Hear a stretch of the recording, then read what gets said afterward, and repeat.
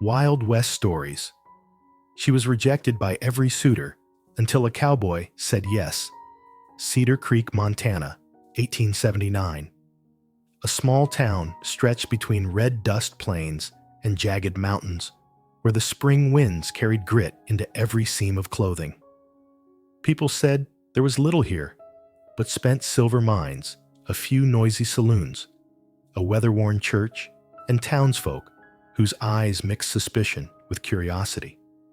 For Grace Barkley, Cedar Creek felt suffocating, not only from the heavy air or the dust that clung to her worn calico dress, but from the whispers. Those whispers light as breath yet sharp as blades cut deeper than any wound. Each step down the main street seemed to leave behind a trail of murmurs. There she is again, 7 times. Left at the altar. No wonder always reading books, always arguing with men. Who could stand that Grace had grown used to the voices so much so that she sometimes heard them, even when the streets lay silent? For others, one broken engagement would have been enough to wound. For her, there had been 7. 7 jiltings until she became the subject of gossip and cruel amusement.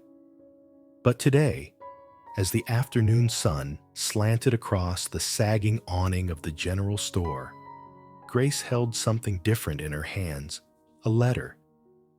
The rounded, gentle handwriting belonged to Martha, her only cousin still in touch since her father's death. She sat quietly at the wobbly wooden table in the small house her father had left her. The room was still, save for the ticking of the clock and the wind pushing through the cracks of the door. Grace's hands trembled as she opened the envelope. "Dearest Grace," the letter began. It was as if Martha's voice filled the room warm and kind. "I've heard the rumors from Cedar Creek, and my heart aches for you. Here in Willow Springs, we are in need of a teacher. The pay is $30 a month. You may stay in my home until you find a place of your own. Willow Springs is new. No one knows your past there. You can begin again." Grace read the words again and again. A fresh start. She pressed her hands against her face. For so long, she had believed there was no escape beyond Cedar Creek. Her father had died of fever 3 years ago, leaving her this house and a burden of debt. To survive, she had taught lessons, stitched clothes, worked wherever she could. And through it all, suitors had come and gone, leaving her with nothing but the bitter title, the abandoned girl. But Willow Springs, only 200 miles away, a few days' journey by stagecoach. A town still finding its shape, hungry for learning, for people who could bring civilization. Her gaze wandered around the room. Her father's books stacked upon the shelf, her mother's worn silver comb, her grandmother's quilt sewn when Grace was still a little girl dreaming of a wedding day. Everything here was bound to the past, sweet but also bitter. Her eyes fell on the small mirror hanging by the wall. The woman staring back was no longer the hopeful young girl of 20. Her brown eyes carried the shadow of disappointment. Her lips, once quick to smile, now rested in silence. Yet deep within those eyes, faint though it was, a spark still lingered, fragile as a dying flame but unyielding. She whispered aloud, her voice quivering yet firm, as if to bind herself with an oath. "I cannot stay here. I will not." That night, Grace pulled out a small wooden trunk. Into it, she placed a few plain dresses, her father's cherished books, her mother's silver comb, and her grandmother's quilt. Just these few things, but they were her family, her legacy, her life. Outside, the new moon, rose silver light spilling over the quiet streets. In the dark, Cedar Creek seemed to hold its mocking laughter, its prying glances, its endless disappointments. Grace closed the trunk. Her breath trembled, but within her stirred a new feeling anticipation. Not fear, but the thrill of knowing that with one journey, one choice, she could discover another version of herself.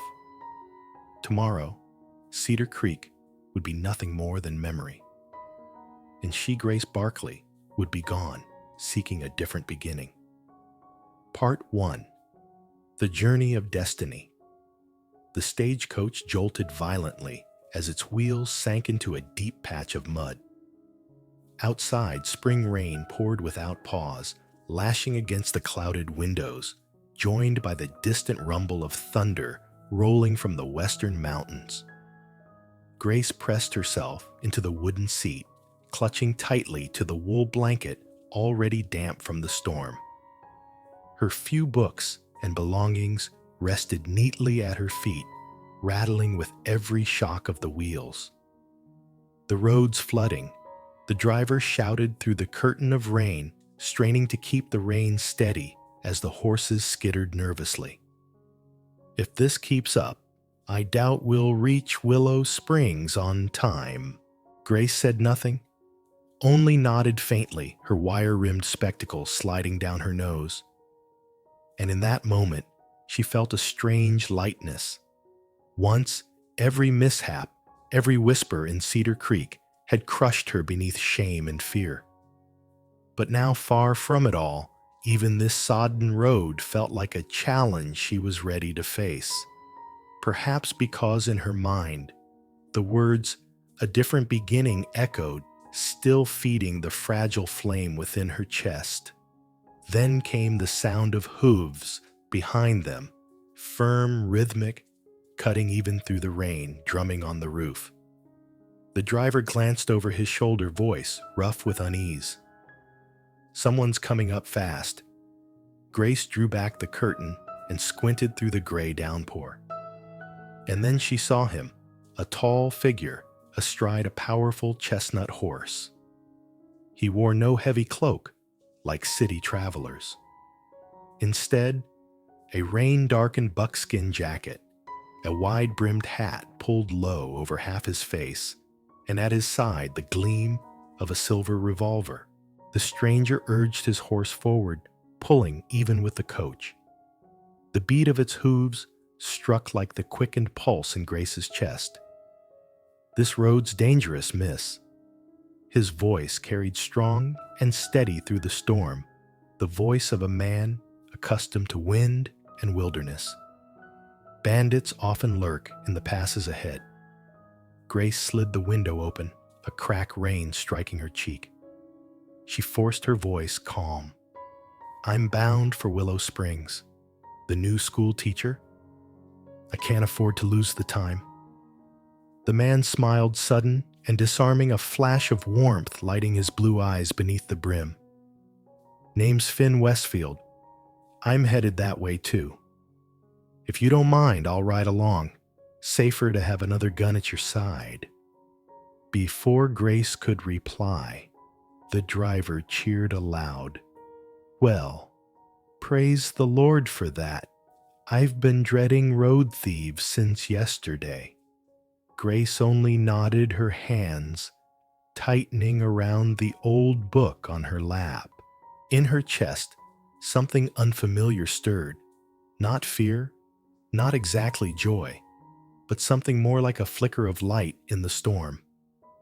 By late afternoon, the coach was forced to stop at a swollen creek, the wooden bridge washed away. As the passengers disembarked to rest, Grace stepped down, drawing a deep breath. The air was heavy with the scent of wet earth and pine, fresher than anything she had ever breathed in Cedar Creek. Finn stood nearby, tending to his horse, broad shoulders steady against the storm's weight. Noticing her glance, he tipped his hat. Traveling so far alone, that's rare. Grace hesitated. Memories of ridicule, of being abandoned, rose unbidden. Yet Finn's eyes held no judgment, only curiosity and a measure of genuine concern. Quietly, she answered, "I just needed somewhere new to begin." Willow Springs seemed fitting.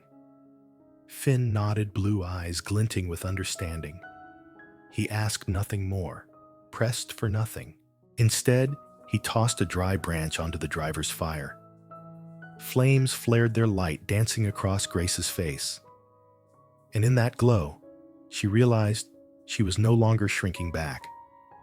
Among storm and hardship, a stranger had made her feel, for the first time in years, seen. That night, they camped by the creek. The crackle of fire mingled with the hum of insects. Grace sat curled with a book, softly reading a few lines of Wordsworth. A sudden warm laugh startled her.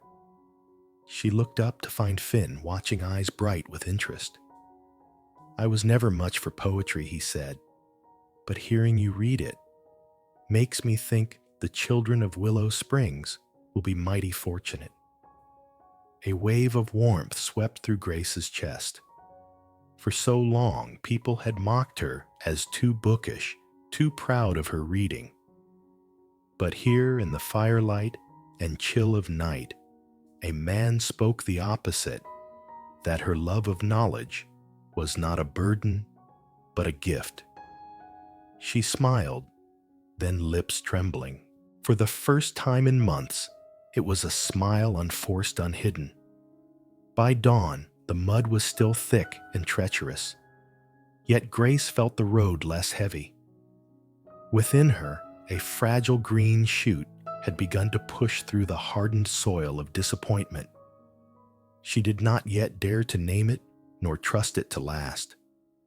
But deep within, she knew she had stepped into destiny. And it had begun in the storm when a cowboy named Finn Westfield rode up beside a struggling stagecoach. A meeting that seemed chance, but to Grace, it was the first sign that perhaps fate had not turned wholly against her. Part 2. The New School. The morning sun rose over the distant mountains, casting gold across the Willow Springs Valley. The town was young, only a few years old, yet already pulsing with life, like a place long established. Men hauled timber down the road, women pinned laundry on lines. Children played along the dirt path, marked by wagon wheels. The air carried an energy unlike Cedar Creek, not suffocating, not oppressive, but open, welcoming. Grace stepped down from the stagecoach, her pale blue dress dusted from the road spectacles slipping low on her nose. Her heart beat quick, part anxious, part exhilarated. This was not just a journey. It was the beginning of another life. Martha hurried out from the front of the general store and wrapped her in a tight embrace. "Grace, oh, how glad I am to see you." That simple, warm hug cracked the ice around Grace's heart. For the first time in years, she felt she belonged. James, Martha's husband, nodded politely and lifted Grace's small trunk with ease. "You'll stay with us a few days," Martha said as they walked. "The little cabin behind the school, we and some of the townsfolk are fixing it up. By next week, you should be able to move in." Just hearing it filled Grace with a rush of gratitude. She whispered, smiling, "Thank you. Thank you both." The next day, Martha led her to the schoolhouse. It stood at the far edge of town, set apart from the bustle of shops and wagons. A single-room wooden building with a sloped roof and a small bell tower above. Yet when Grace reached the door, her heart fluttered as though she were holding chalk before a class for the first time. The hinges groaned as she pushed it open. Inside, sunlight spilled through dusty windows, falling over rows of rough-hewn benches. A teacher's desk sat on a low platform. In the corner, an old cast-iron stove. On the wall hung a map of America, its edges frayed. Grace drew a long breath. The scents of aged wood, worn books, and old smoke filled the air wholly in its way. Not a church, but a temple of knowledge. "It isn't much to look at," James said, almost apologetic. "But the council approved money for new benches, more books. We're hoping you can make this a true school." Grace turned her eyes alight. "It's already beautiful, James. To me, this place is worth more than any grand hall." On Monday, the small bell rang out in the breeze, calling children to their first lesson. Grace's heart pounded as she watched them arrive in groups, clothes simple, some barefoot, but their eyes alight with curiosity. Some could read a little children of townsfolk. Others, from distant farms, had never held a book. She stood at the front, hands trembling on the worn Bible. Dozens of eyes fixed upon her, expectant. "Good morning." Her voice began softly, then steadied. "My name is Grace Barkley. I am here to teach you to read, to write, and to understand the great world beyond these hills." The children's eyes shone. A tousle-haired boy raised his hand. "Ma'am, will you teach us numbers too? My pa says if I can reckon, I can keep the cattle better." The room burst with laughter. Grace laughed as well, nodding. "Of course. Mathematics is the language of life. We will begin with numbers." That morning, she chalked the first letters on the board, dust rising with each stroke. Voices rang out, the children spelling ABC in unison. Turning back, Grace saw sunlight falling on their eager faces, and joy welled within her, sharp and radiant. This was the moment she had dreamed of. No more whispers of shame, no more burden of rejection. Only her and these young souls waiting to be guided. The days soon fell into rhythm. At dawn, she rang the bell. By day, she taught letters, sums, and stories. At night, she prepared her little cabin behind the school. James and the other men patched the roof and fitted windows. Martha brought bedding and dishes. The cabin was small, one room for sleeping, a corner for cooking. But to Grace, it was a castle. For the first time, she had a space of her own, untouched by judgment or scorn. One evening, after wiping down the desks, she sat alone by the window. Lamplight glowed across the map she had pressed flat with care. The night wind carried the scent of pine. Her heartbeat was calm, more than it had ever been. "I have truly begun again," she thought, tears blurring her sight. "I am no longer the girl abandoned 7 times. I am the teacher of Willow Springs." Pride filled her breath, her gestures. That night, she slept deeply, dreaming of light and children's laughter. Yet the path was not without thorns. On stormy days, farm children could not come. Sometimes, boys quarreled and tore their books. Grace had to be stern, yet patient. Once a little girl named Clara, only 8, broke into tears when she failed to write the letter R. Grace did not scold. She knelt, took the girl's hand. "Do you know, child," she whispered, "they once said I was not good enough. But I learned little by little, and now I stand here. You can too." Clara lifted wet eyes, nodding. Slowly, shakily, her first R took form. Grace smiled, her heart blooming. Moments like these healed her. The children knew nothing of her past, offered no judgment. They only needed someone to believe in them. And in giving that faith, Grace began to believe again in herself. At times, as she cleaned the classroom, a tall figure would appear at the doorway, Finn Westfield. He often smiled, asked gently, "All well, schoolteacher? All well, thank you." Mischievous little ones, but precious. Once he helped her hang the map, reaching with ease where she could not. Another time, he brought a basket of apples for the children to share. Grace blushed at his kindness, yet warmth spread within her. His presence was a slender thread tying her small schoolhouse to the wider world. One late afternoon with the children gone, Grace stood alone in the classroom. The sunset bathed the wooden benches, turning chalk dust into golden haze. She laid her hand on the teacher's desk and closed her eyes. And in that moment, she felt it deep and sure she was alive again.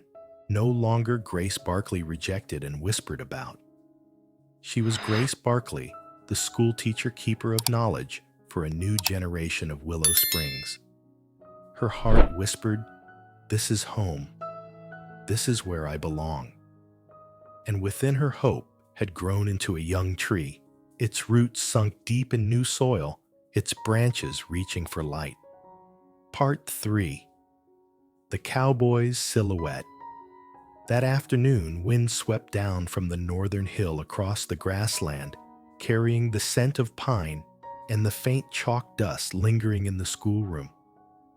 The sun tilted west, sending long shafts of light through the window so that the floating motes glittered like fireflies.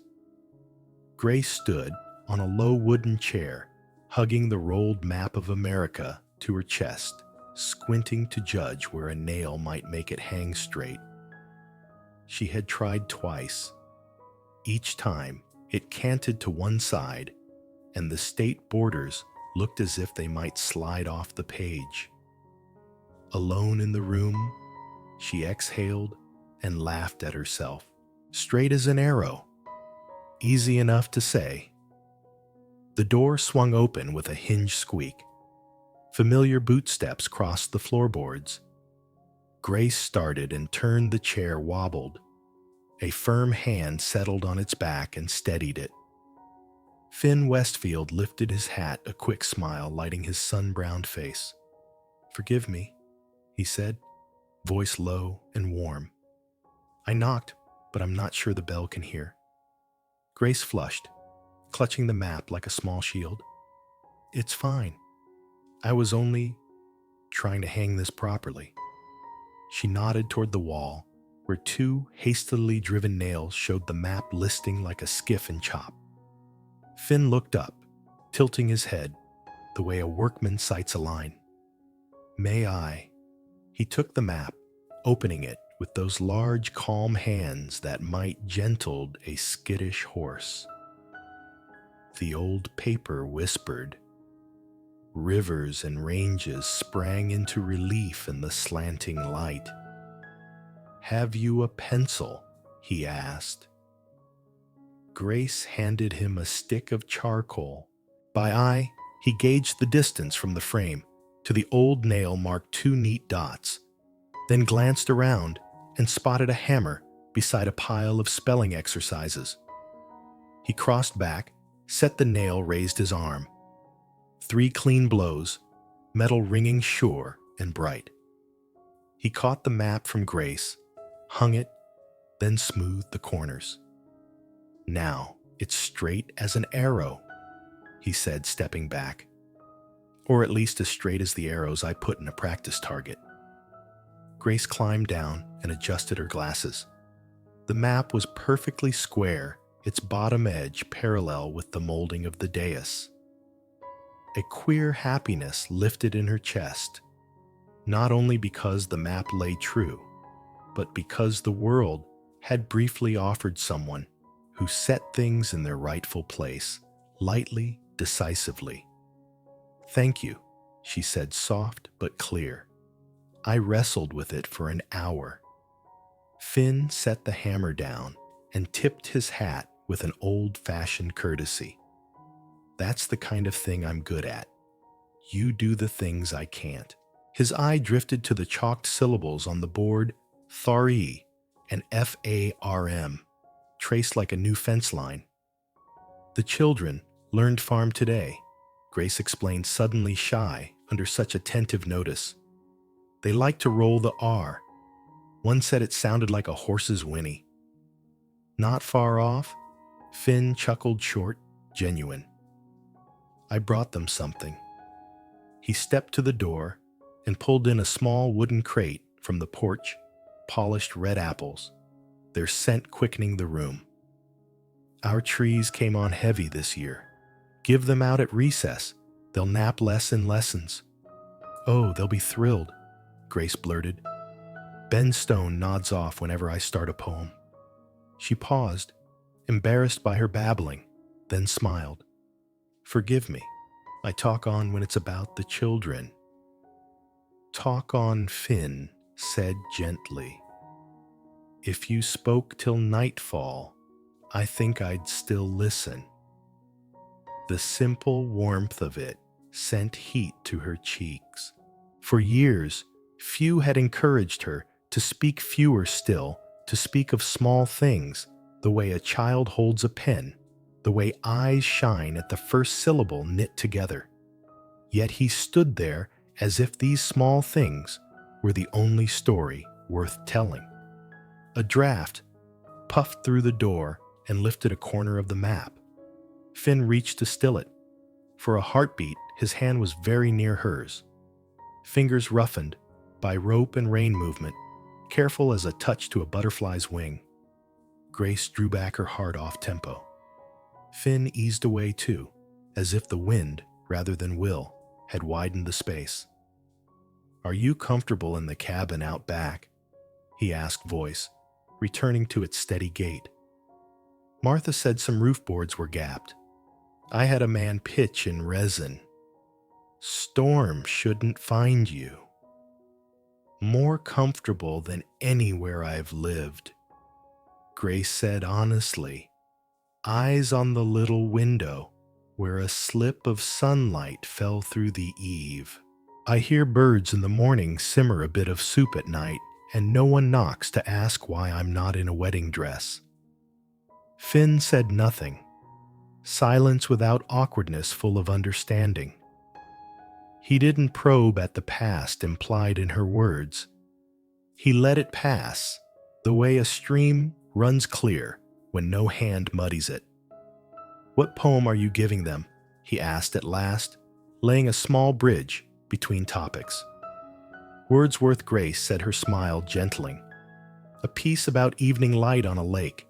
I think the light on these grasses is just as fair." "Would you read some?" Finn leaned lightly against a pupil's desk, tugged off his gloves, blue eyes steady as on a familiar fire. A little shy, she opened her worn book, found the page bookmarked with a sprig of dried pine. She read, her voice, low at first, then warm each word falling to the boards, like rain leaving the good smell of earth behind. Gold scattered over the water, the little waves smiling at the shore. When she looked up, Finn didn't clap and didn't offer stock praise. He only nodded with that particular look, the look of a man confirming what he'd long suspected, that beauty shaped into words could make a small wooden room widen to the horizon. "My mother taught me my letters," he said at last. "She passed early. After that, books were something I kept on the saddle to fend off lonesome. I can't read a poem like you, but I can listen. And when you read, I hear it. Whole." Grace bit her lip. A pleasant warmth spread beneath her breastbone. "Thank you for listening." A child's laughter rang from the yard. The Crowley youngsters were sneaking around the chicken coop, chasing each other, till they tumbled giggling. Finn glanced through the window, a smile creasing his eye. "They take this place for a playground." "And that's a good sign," Grace said, returning to her professional tone. "A good school is one they run toward, not one they're driven to. I want the room to smell of apples, new wood, and paper. I want them to remember that smell all their lives." "You're getting there," Finn said. "I caught that scent the moment I stepped in." "That's your apple crate?" Grace teased, then grew serious, searching his eyes. "Why do you help me? I mean, you've ranch work stock to buy fences to mend, Why do you keep showing up right on time whenever I seem to need it? Finn tipped his head, not to hunt a reason perhaps, but to choose a fitting shape for it. Because I know what it is to stand alone in a strange town. Years back when I came west, I pitched a tent by the creek. A storm blew in. Doors shut. Folks stayed home. No one knocked to ask if I was cold. I learned no one owes us kindness. So when I can, I pay it forward. Pay it forward, Grace repeated, tasting the words like honey. Or plant in advance, plant ahead works. He smiled. If the day comes I need this schoolhouse, maybe you'll open the door for me like I'm opening it now for your map. They both laughed, a quiet laugh warm as herb tea. Outside, the wind shifted. On the wall, the map settled, not a sail anymore, simply itself. Grace traced the clean borders with her eyes and thought of the ways folks draw their lives, some lines straight, some broken. Some set true, only when another hand helps them lie right. Have you been to Boston, New York? She asked, curious about a man both hard-handed and tender-eared for poetry. Passed through, Finn said. Bought stock in St. Louis, rode the train to Cheyenne. Boston. I know the name, not the streets. Likely not a speck of red dust on a coat there. But they have great libraries, reading rooms, 5 stories high. Grace said, gaze far away. I once thought my life would be in a place like that, reading all day. Then I learned that sometimes a small classroom with 10 children is the finest library of all. Finn nodded the nod of a man who chose prairie over pavement. I'd take cattle calling at sundown, over iron wheels on stone. I felt too solitary at times, but lately, he stopped as if wary of momentum. Lately less so. Grace didn't ask why less. She knew, though, she wouldn't name it. She bent straightened the exercise books and found another thread. Yesterday, Billy spilled ink on my dress. Black as tar. Is he the troublesome sort? The laughing sort? And forgetful. His inky hand brushed everything, me and the copybook both. I didn't scold. I told him, next time be careful, your teacher owns only a few dresses. He stared round-eyed, then handed me a piece of cornbread his mama baked and said, teacher eats so you won't be mad. I ate and laughed. Finn laughed too, a sound like a riffle on a creek. He's learned the first arithmetic of life compensation. Compensation. Grace arched a brow. Spills 1 unit of ink, pays 2 units of cornbread, he said, eyes bright. Result a happy teacher? Cowboy logic. Grace declared laughing and realized how easily she laughed when he was near. Sunlight drew back from the floorboards, leaving its last golden threads along the desk edges. Finn set his hat, checked the silver watch on his vest chain. I'd best get back to the ranch before dark. Tomorrow, I'll send over some planks, build a bookshelf. Any volumes, still without a home. Grace stilled hands to her breast. You would build a shelf. If you'd like, he answered, as matter of fact as posting a name to a chore board. I've a few books to donate too. 1 on horse care, 1 on surveying land. The children might not need them now, but someday one will. They will, Grace said firmly, as if speaking for the future. And, thank you, Finn. He moved toward the door, hand on the latch, then paused. He looked at her a moment longer, not with the boldness of a pursuer, but with the reverence of one who recognizes something fragile and stands a step back, lest he break it. Have you eaten? He asked ordinary words that just then felt weighted with measure. I wouldn't ask you to the saloon too loud. But if you don't mind, I'll stop by Martha's. Bring some smoked meat. I've a recipe for beans. You'd cook it better than me, surely, but I'd like to try. On your cabin porch. Nothing grand. Grace considered for the space of a heartbeat. In Cedar Creek, such invitations were rarely clean. Here in a room smelling of apples and wood, beneath a map newly set straight, the invitation was the simplest thing. 2 people sharing a warm supper after a day's work. She nodded.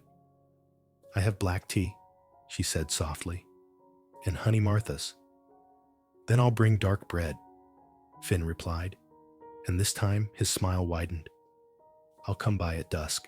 The door closed. Grace stood very still, listening to her own quiet heart. Outside the porch, bell chimed in the breeze. She turned to the map, even borders, winding rivers, small dots for towns she'd never seen. She touched the speck that was Willow Springs, a point in Montana's pale sweep. Here, she whispered, is where I hang my life straight again. Evening fell quick.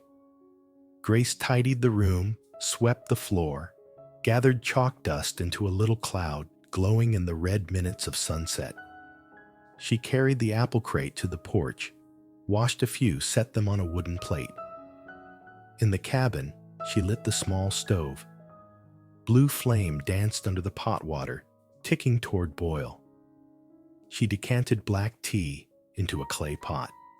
Its deep fragrance spread like a warm shawl across her shoulders. Hoofbeats came just as the sky turned violet. Finn stepped up, set down the dark bread and smoked meat on the table, and knocked dust from his boots at the step's small, careful manners. In lamplight, the planes of his face softened.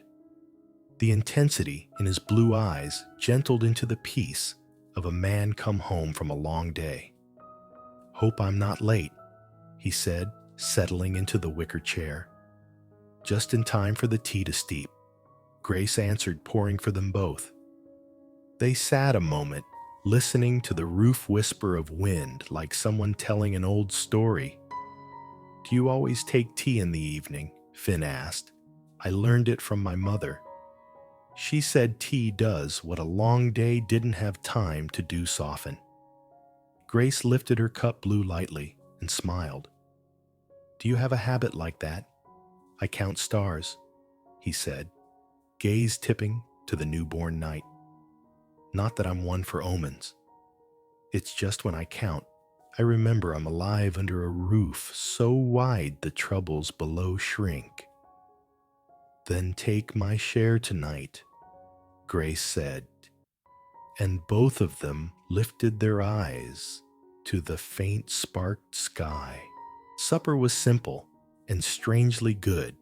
Dark bread with honey-smoked meat warmed over the flame. Black tea, bright and steady. They spoke of things harmless to the heart. This year's apples calves weaned from their dams. Children who love letters more than numbers, and the reverse. Now and then, the talk touched deeper country.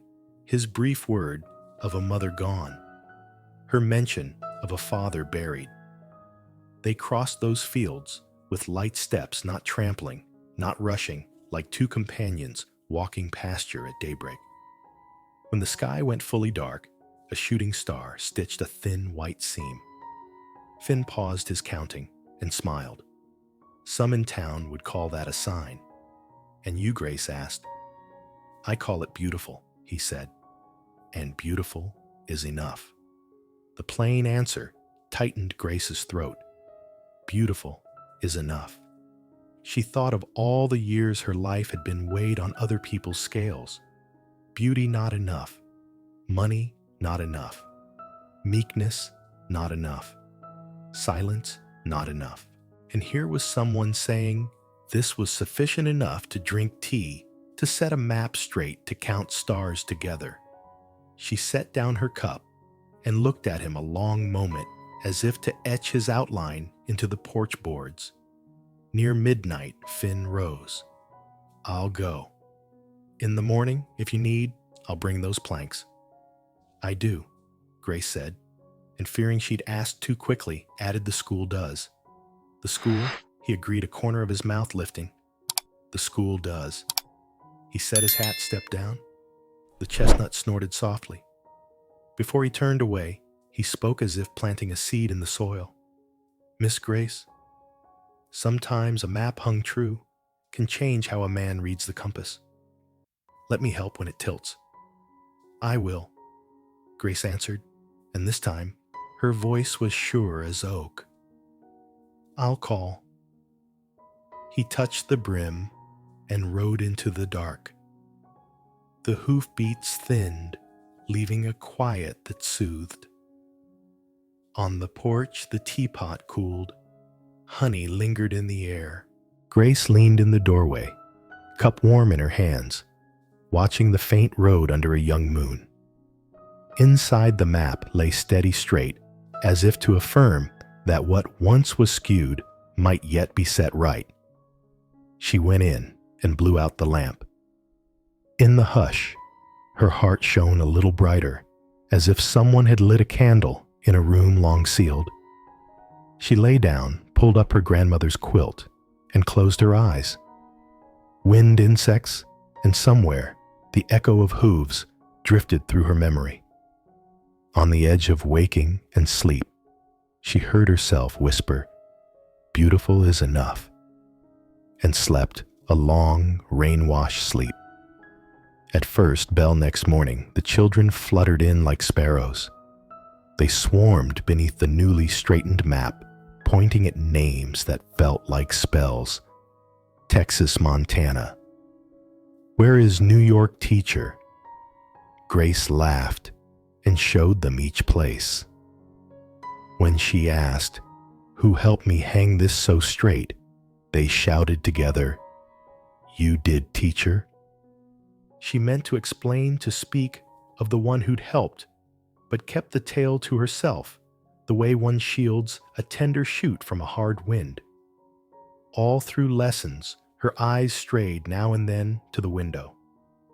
Outside, the young sunlight poured clean into the room.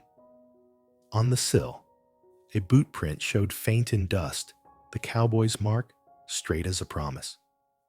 Each time she saw it, warmth moved through her, not loud, not blazing, only warm, as the hand that held a map's corner against a gust.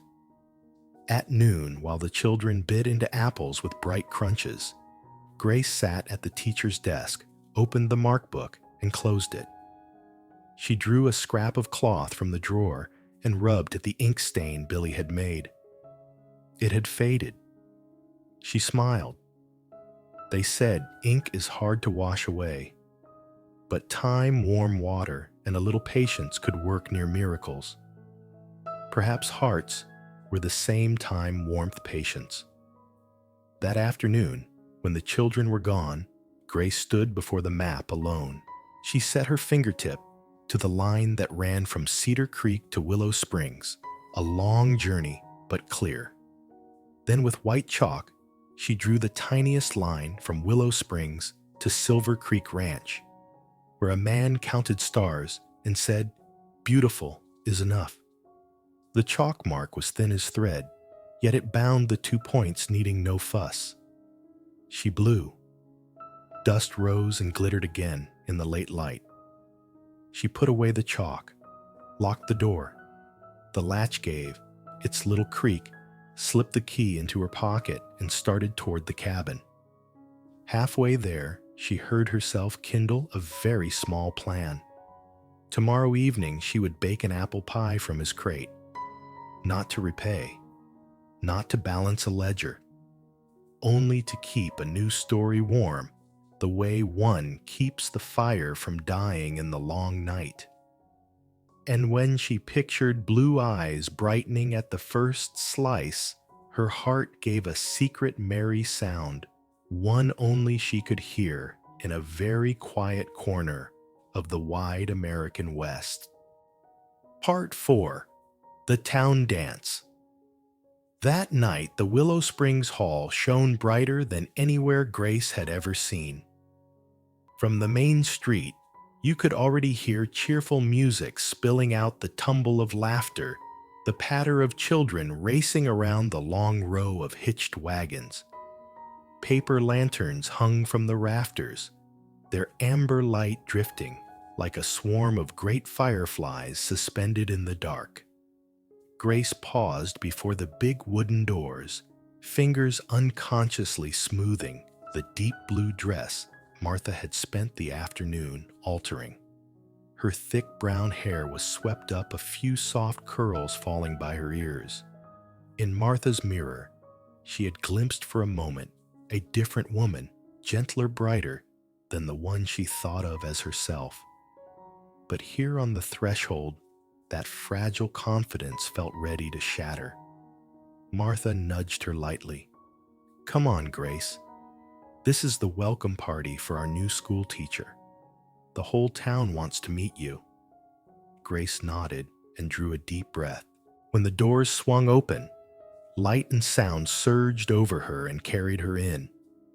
From the first steps, she felt a dozen gazes land on her, some curious, some indifferent, some keen and measuring.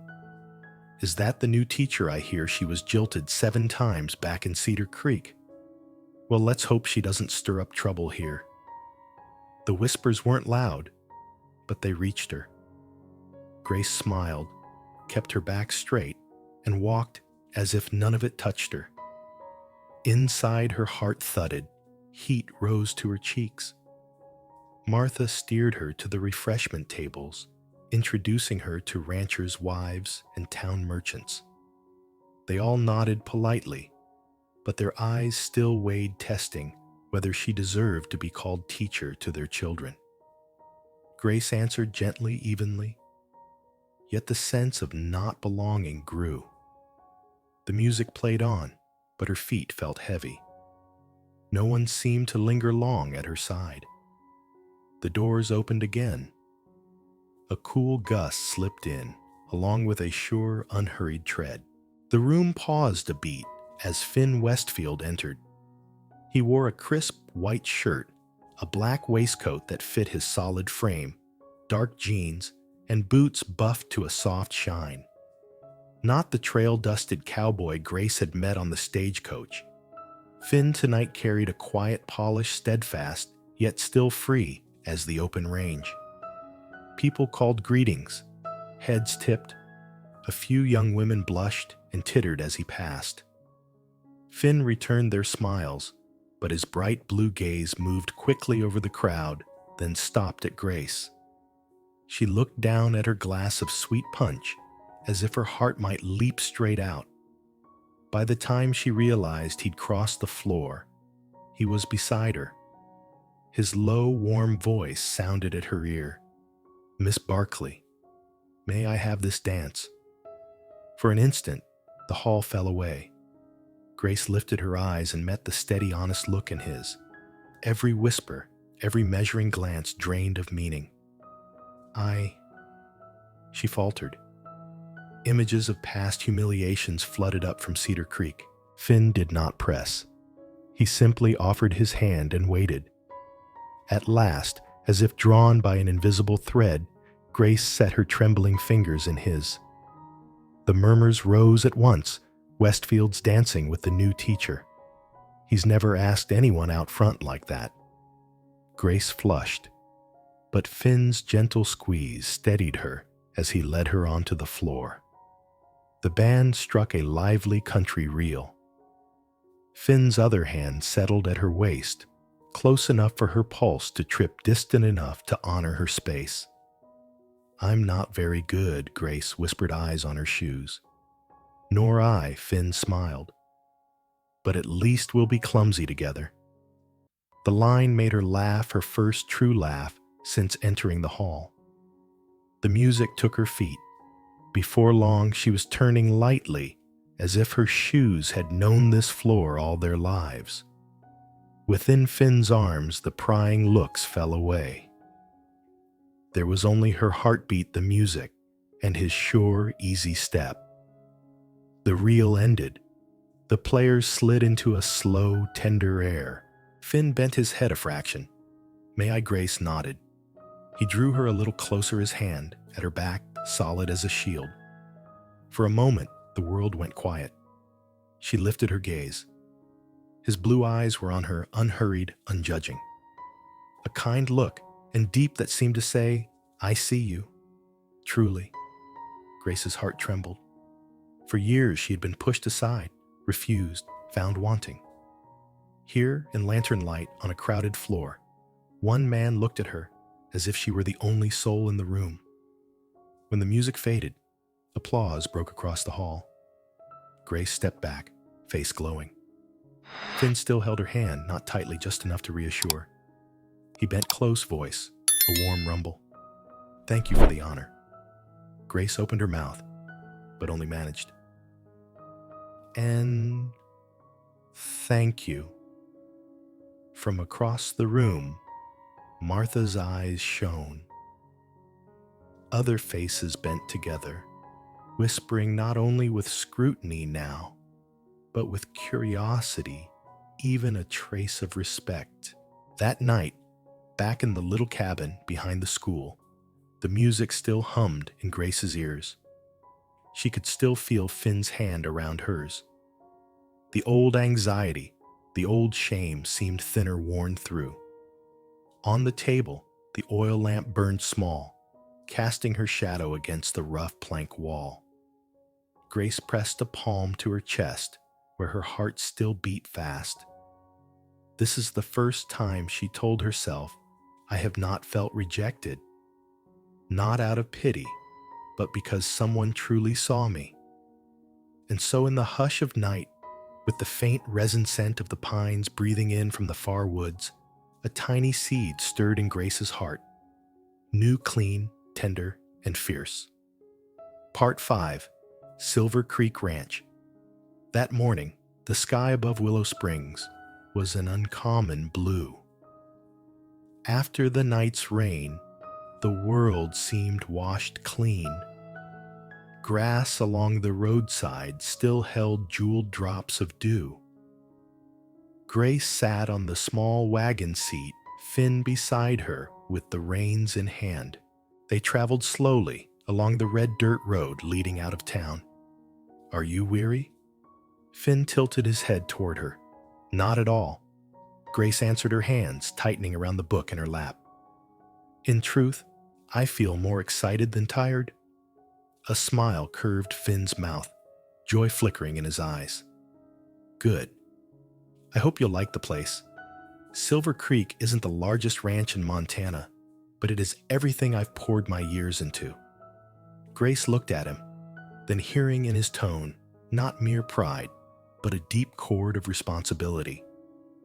When the wagon crested a gentle rise, the sight before her stole her breath. An entire valley stretched out green as an endless carpet dotted with grazing cattle. Beyond it, low hills rolled away to the distant mountains. A clear stream wound through the meadow, sunlight flashing on it like a silver ribbon. At the valley's heart stood a sturdy two-story house flanked by a barn, stables, and white fences running as far as the eye could see. Blue smoke drifted from the chimney.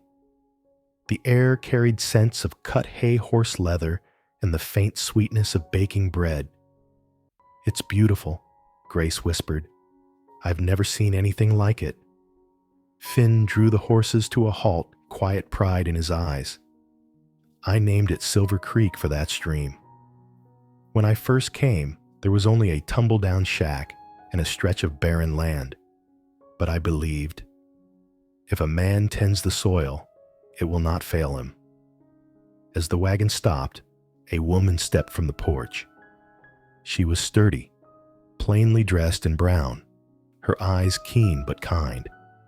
This is Mrs. Abernathy, Finn said. She keeps house here. Without her, Silver Creek might have gone back to weeds.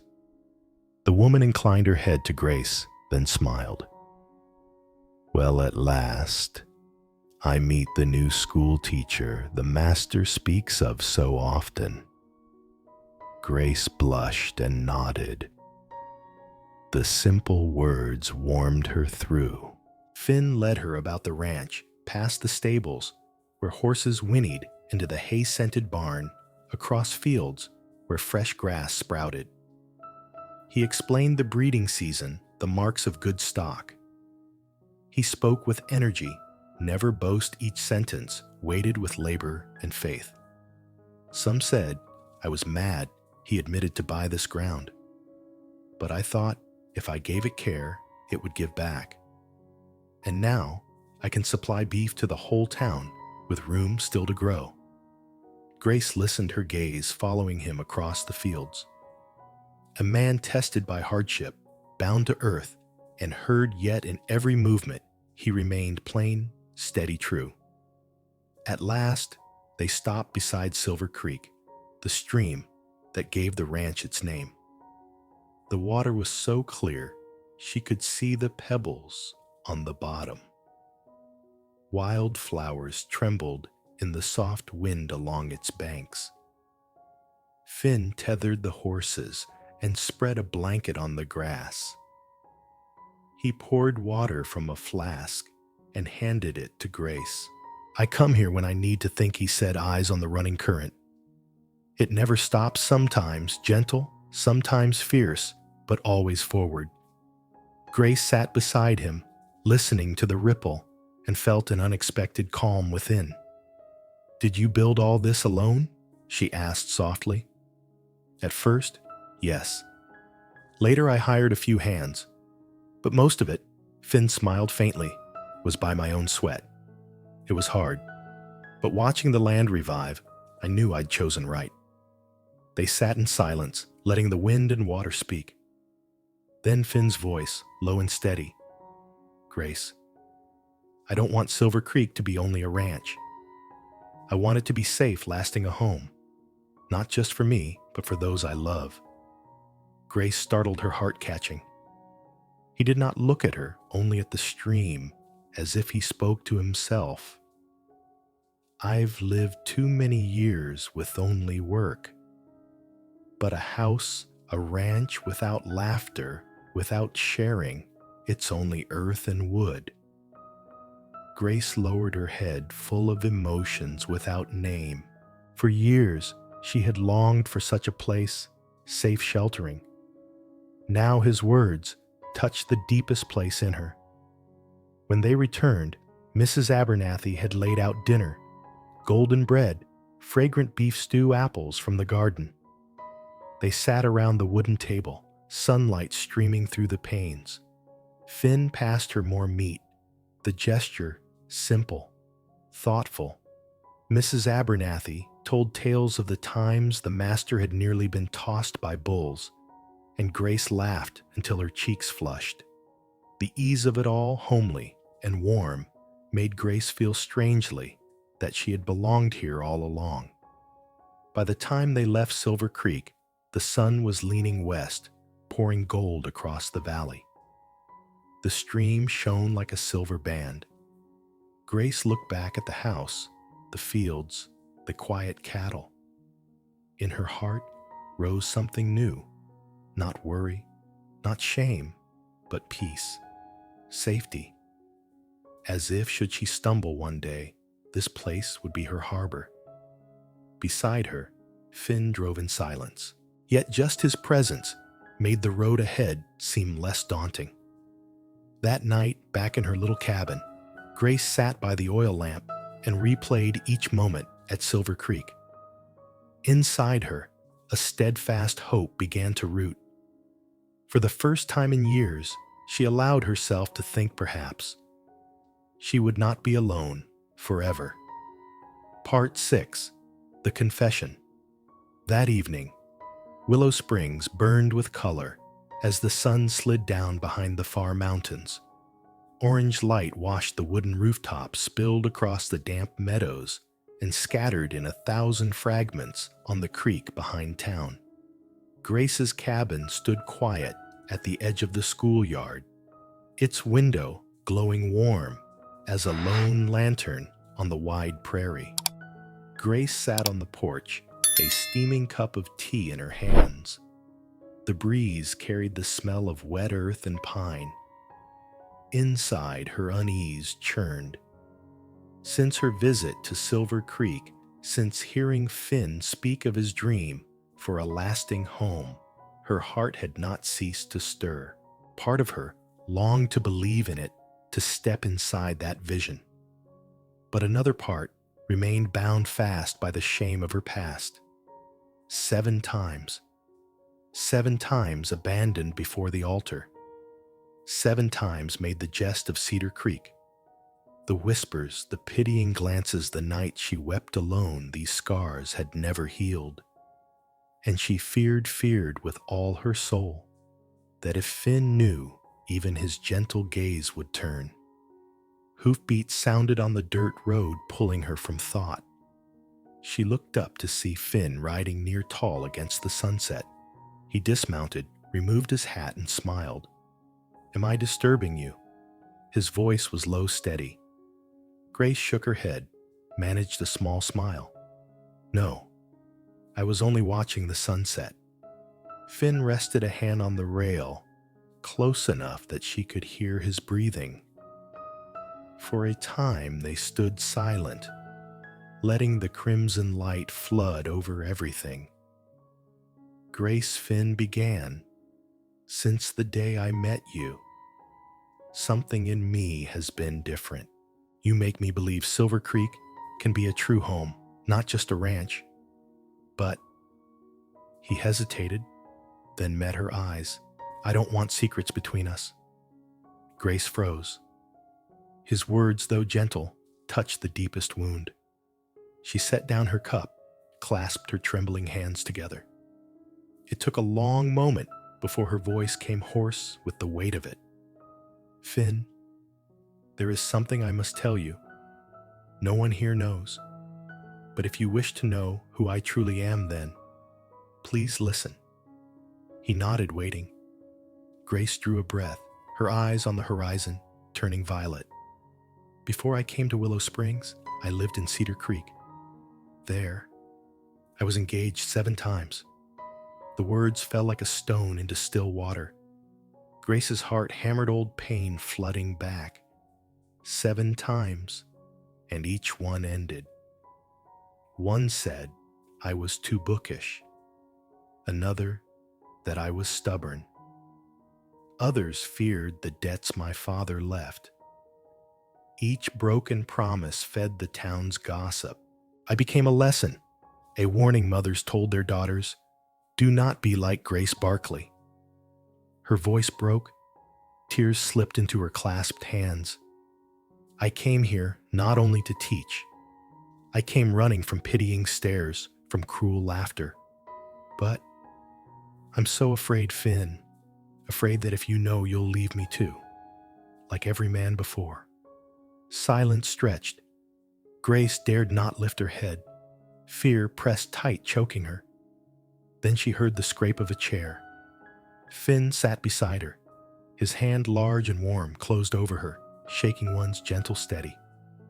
"Grace," he said at last, each word deliberate, "I see no shame in you. The men who left, they lacked courage. They were blind to what is real and strong in you." She raised her tear-filled eyes, met the steadfast blue of his. "I know the wounds are deep," he went on, "but the past does not define you. I am not here to judge or to measure.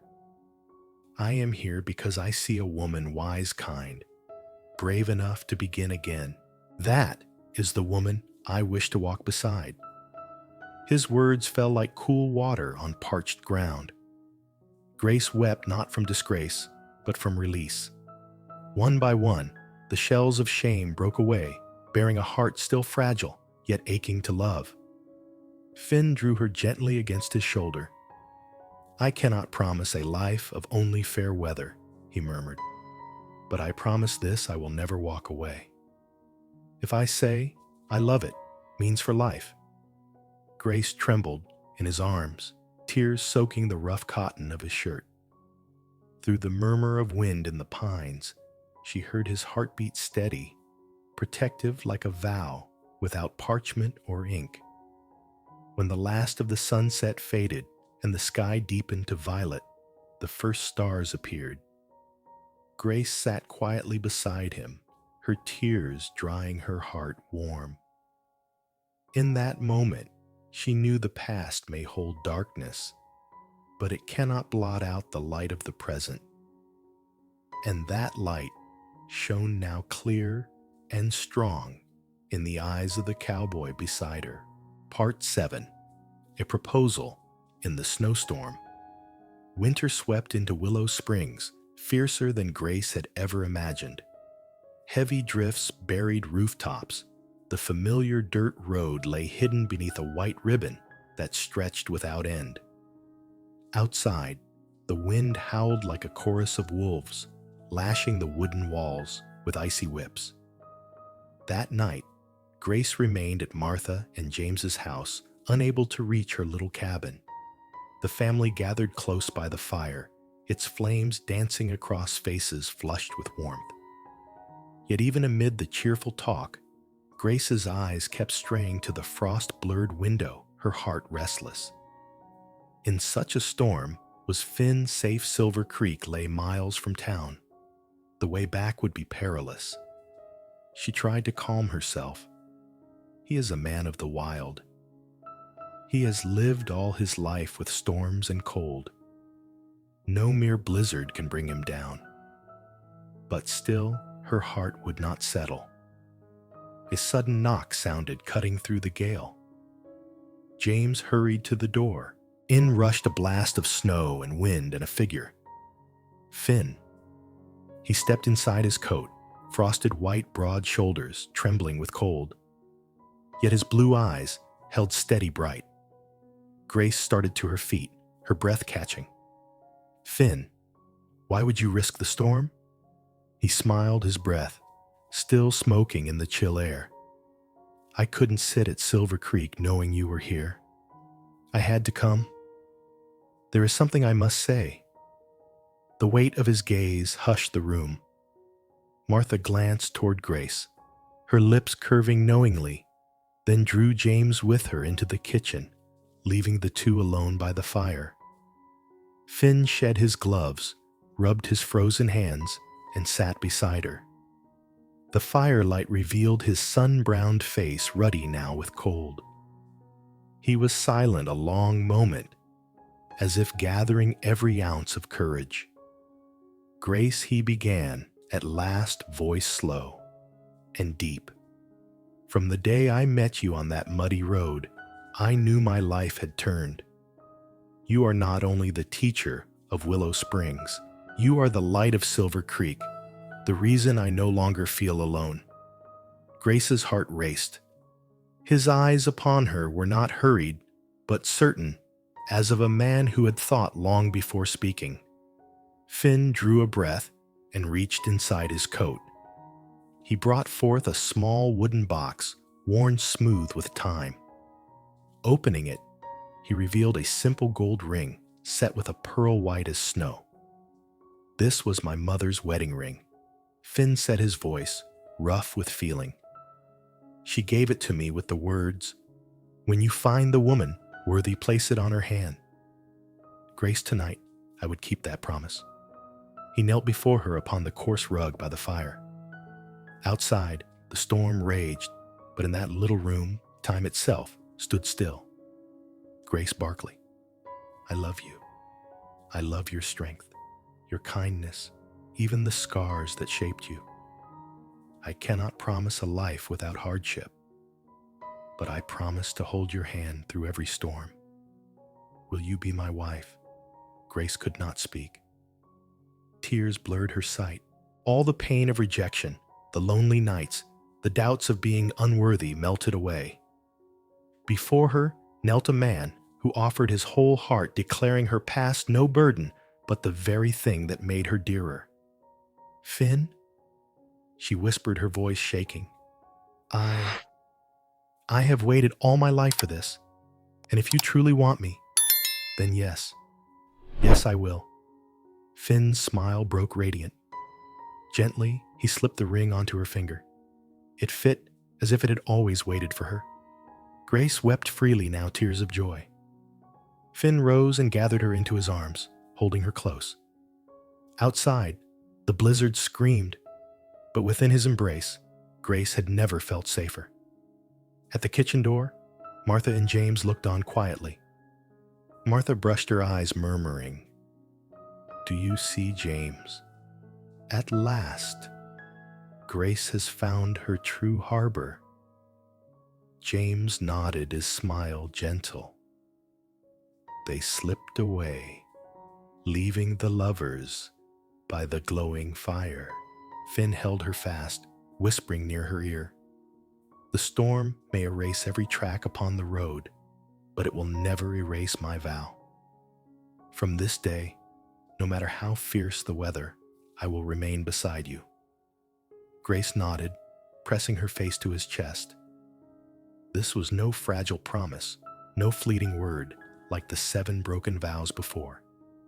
This was the oath etched deep in the heart of a true man. By morning, the storm had passed. All Willow Springs lay draped in white rooftops and trees crowned with snow. When Grace opened the cabin door, the cold rushed in, but her soul was warm. On her hand, the pearl glowed, catching the new sun. Finn stood beside her, his hand entwined with hers, his eyes alight with quiet certainty. They spoke no words, only gazed together at the clear sky after the storm. And in that silence, Grace knew she now had a home, a husband, a safe harbor for all her days. Part 8. The Simple Wedding. 2 weeks after the blizzard, Willow Springs awoke to a new anticipation. From the general store to the far ranches, the same words carried the wedding of Miss Grace Barkley, the school teacher, and Finn Westfield, the cowboy. The little wooden church at the town's center plain in every season now bloomed with garlands of pine and sprigs of dried flowers arranged by the women's hands. Outside, snow still blanketed the ground, but footsteps of townsfolk had pressed a path leading straight to the church door, a communal mark of blessing for the couple. In a small room behind the sanctuary, Grace smoothed the folds of her dress, fingers trembling. Martha had labored over it for nights, wool in soft sea green, trimmed with white lace at the collar. It was not the silk of storybooks, not a gown of veils and pearls, but warm, modest, and beautiful. In her hair, Martha had tucked paper snowflowers, making her solemn face suddenly gentle, radiant. "You are lovely, Grace," Martha whispered, her eyes shining. "Finn won't be able to look anywhere else." Grace smiled faintly, though her heart thudded. This moment, one she once thought would never come, was here at last. After all the abandonments, the whispers, she now stood ready to walk into a true wedding. At the front, Finn waited by the pulpit. He wore a crisp white shirt, a dark brown vest, boots, polished hair, brushed neat. But what drew every gaze was not his clothes. It was the light in his eyes, steady bright, fixed on the door where his bride would appear. Friends, neighbors, Grace's pupils, even those who once held their distance, filled the pews. All were smiling, eager to see the gentle teacher, once called unwanted, at last claim happiness. The organ's notes rose simple and warm. Grace appeared in the doorway, walking the pine-strewn aisle dusted with snow petals. With no father left to give her hand, James had offered to walk beside her, his step calm and solemn. Finn drew a long breath, his blue eyes gleaming as he saw her. To him, she was not just a woman in a plain dress, she was his future, the home he had longed for. When Grace reached the altar, James placed her hand in Finn's. Finn's quiet squeeze was a vow in itself. From this day, you will not walk alone. The old minister spoke the covenant words, his voice steady as time. Then he looked to Finn. Do you, Finn, Westfield, take Grace Barkley to walk with you the rest of your days through joy and trial, through blizzards of winter and burning summers until life's end? Finn answered, without pause, I do, and I vow to keep that promise to my last breath. The minister turned to Grace. And do you, Grace Barkley, take Finn Westfield to share life with him, in love and faithfulness until life's end? Tears glimmered at Grace's lashes. She nodded, her voice trembling. But sure I do. For he is the home I have found after years of wandering. When the minister declared, I pronounce you husband and wife before God and this community, the little church erupted with clapping and cheers. Finn lifted Grace's chin and kissed her a long, tender kiss that sealed their vow. In that moment, the world beyond vanished. There was only two hearts joined as one. Grace trembled not from cold, but from joy complete. This was no dream. This was real, the beginning she had once despaired of ever having. Afterward, the town gathered at the small hall. On the tables lay no feast of grandeur, but simple dishes, fresh bread, beef stew, apple pie. Yet for Finn and Grace, no banquet could have felt richer. Glasses were raised, blessings spoken. Children darted about the floor, while a fiddle sang out country tunes. Finn drew Grace to the center, and together they danced a clumsy waltz, but radiant. Are you trembling? Finn murmured. No. Grace smiled this time. I tremble from happiness. When the evening ended, they left to shouts and laughter. The sky was clear, the moon spreading silver across the snow. Finn helped her into the wagon, his hand never leaving hers. At Silver Creek Ranch, the house glowed with firelight. Mrs. Abernathy had prepared the hearth, laid thick blankets, and placed a vase of flowers on the table. Grace stepped inside, breathing the scents of pine and fresh bread. It was more than a house, it was a home, the rest she had searched for across lonely years. That night, in the small room under moonlight, she whispered, Finn, I never believed I would see this day. He drew her close, answering softly, and I never wished for more than to call you my wife. Outside, snow fell soundless, cloaking the prairie in white. But within the wooden walls, a new beginning was written simple, whole, and warm. Part 9. The little angel arrives. A year after their simple wedding, Silver Creek Ranch wore a new face. The meadows stretched green in full herds of fattened cattle grazing beneath the golden afternoon sun. The cozy wooden house of Finn and Grace no longer held only the sounds of conversation, of books being read, or horses nickering in the stables.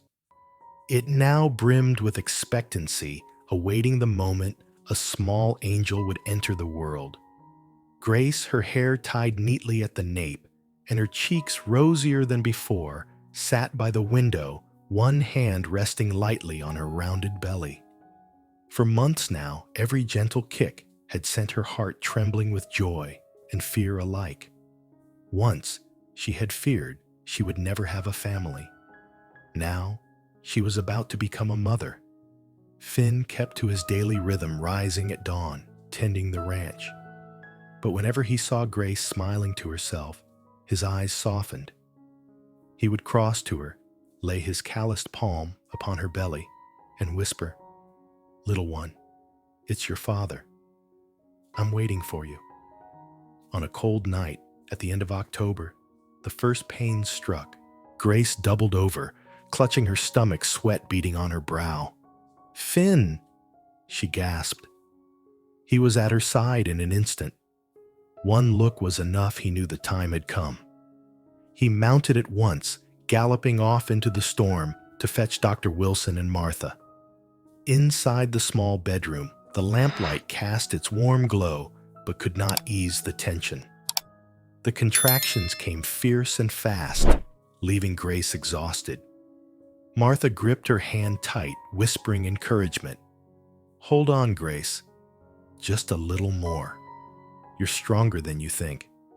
Out in the hall, Finn paced so hard he nearly wore a path in the wooden floor. He longed to rush in, but Dr. Wilson stopped him with firm words. "Leave it to them. This is women's battle. You must trust them." Toward dawn, the autumn storm raged outside, rain and wind lashing the windows. Inside, Grace labored with ragged breath, while Martha urged her on. And then it came. Wah, wah, wah.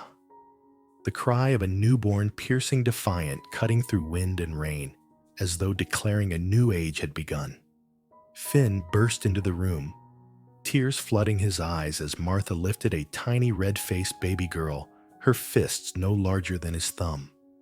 Grace, drained and drenched with sweat, glowed with radiance when the doctor laid the child in her arms. "Finn," she whispered, her voice weak but filled with love. "Come meet our daughter." He stepped forward, heart pounding fit to burst. Gazing at the infant, he reached out with trembling hand to touch her soft cheek. Tears spilled freely down his rugged face. "My little girl, so beautiful," he choked. Grace looked up, her weary eyes shining. "I want to name her Elizabeth Hope Westfield. Elizabeth for your mother. And Hope, because she is the proof that good things come even after all the losses." Finn bent to kiss her brow, murmuring, "The finest name I have ever heard." The days that followed were filled with laughter and cries. Finn, awkward as a cowboy, could be fumbled with swaddling and diapers, his once fearless face twisted with panic, while Grace laughed through her fatigue, wiping spilled milk from her daughter's lips. At night, little Elizabeth would wake, her blue eyes so like her father's, wide in the dark. Finn would carry her out to the porch, humming an old country tune until she drifted back to sleep in his arms. Grace, watching from the doorway, felt her heart brim with love. The man who had once faced storms alone now had a home, and she was his companion in it. One winter morning, snow blanketed the roof in white. Grace sat by the hearth with Elizabeth sleeping in her arms. She whispered, as if to herself, "All the pain I ever knew. It led me here. If not for those failures, I might never have met Finn. And this child, she is our miracle." Finn sat down beside her, wrapping his arms around both mother and child. He kissed Grace's brow, then the downy head of his daughter.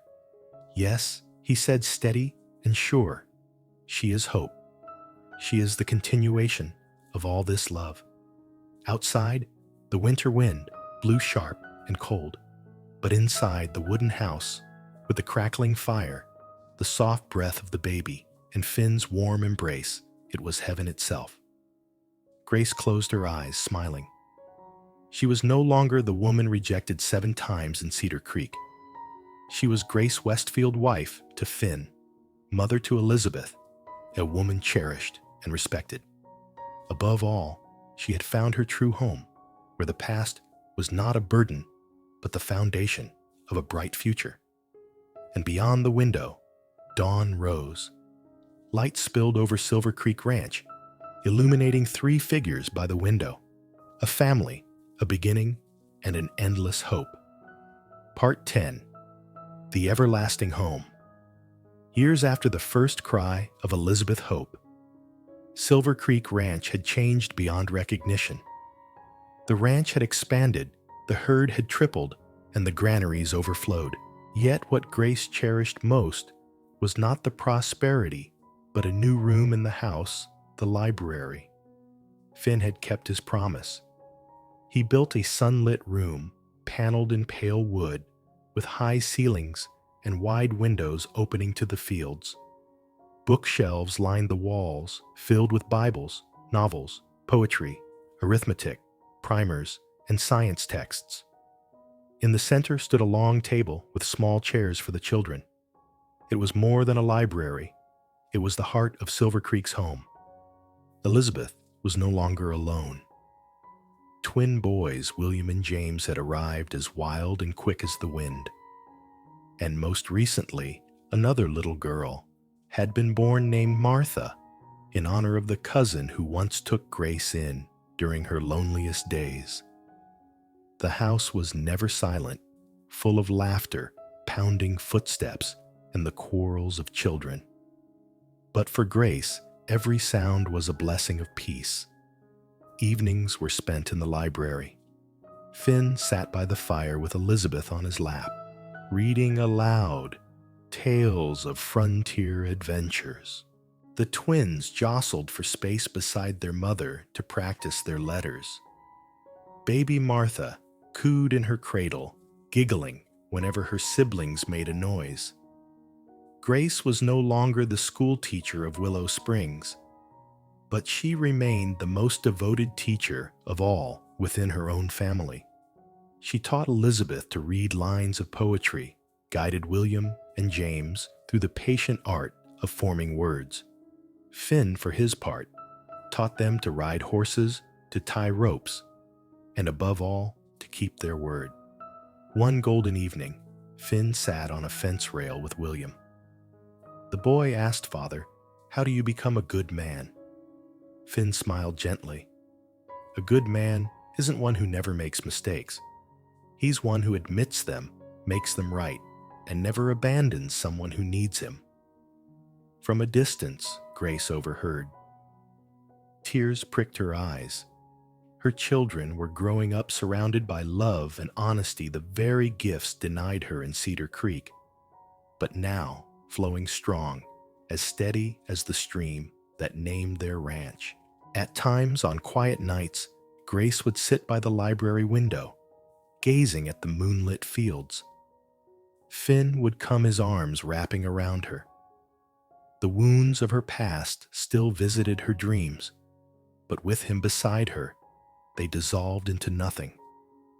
"You know," she whispered once, "if even one of those 7 men had kept his promise, I might never have met you."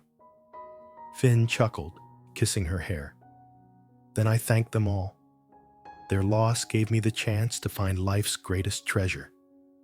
Grace laughed through tears.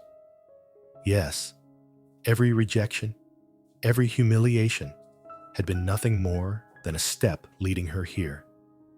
One winter evening, with snow drifting outside, the family gathered in the library. Elizabeth read aloud a passage from Wordsworth. William and James showed off their clumsy scrawls, and little Martha banged her tiny fists on the table like a miniature conductor. Finn sat at the center, his eyes bright with pride, while Grace looked around, her heart overflowing with gratitude. Once she had thought a home was an impossible dream. Now it stood before her, a steadfast husband, children full of wonder, shelves lined with books, and laughter filling the air. No wealth, no grandeur was needed, only this, and this was eternal. Beyond the walls, winter winds swept across the wide prairie, as on the day Grace had first arrived in Willow Springs. But she was no longer alone. In the wooden house, the fire glowed, warming the faces of those she loved most. She leaned against Finn's shoulder, whispering, "I am thankful for it all, for the pain that led me here, for your hand that never let go, for this family, for us." Finn tightened his embrace. "This is forever, Grace. This home, this family, this love. Forever." Snow fell white upon the ranch, but inside, love and faith burned bright, a fire that would never fade. Thus Grace's story, once defined by rejection, did not end with a final period, but with the opening of an everlasting chapter. As the Montana sun sank behind the mountains, casting the prairie in a blaze of orange, the Westfield family gathered on the porch. Finn sat on the steps with Elizabeth leaning on his shoulder, reciting poetry. William and James chased each other across the yard. Baby Martha sat laughing in Grace's arms.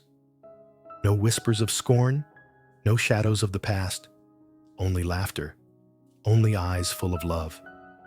To Grace, it was everything healing after years of pain-proof that every closed door had been leading her here to her true home. Finn wrapped his arms around his wife and children. "We've weathered the storms," he said softly. "Now this sunset belongs to us." Grace smiled, lifting her gaze to the radiant sky. In the Montana twilight, she knew she had found her place, not the coldness of Cedar Creek, but here at Silver Creek, where love endured and the home was eternal.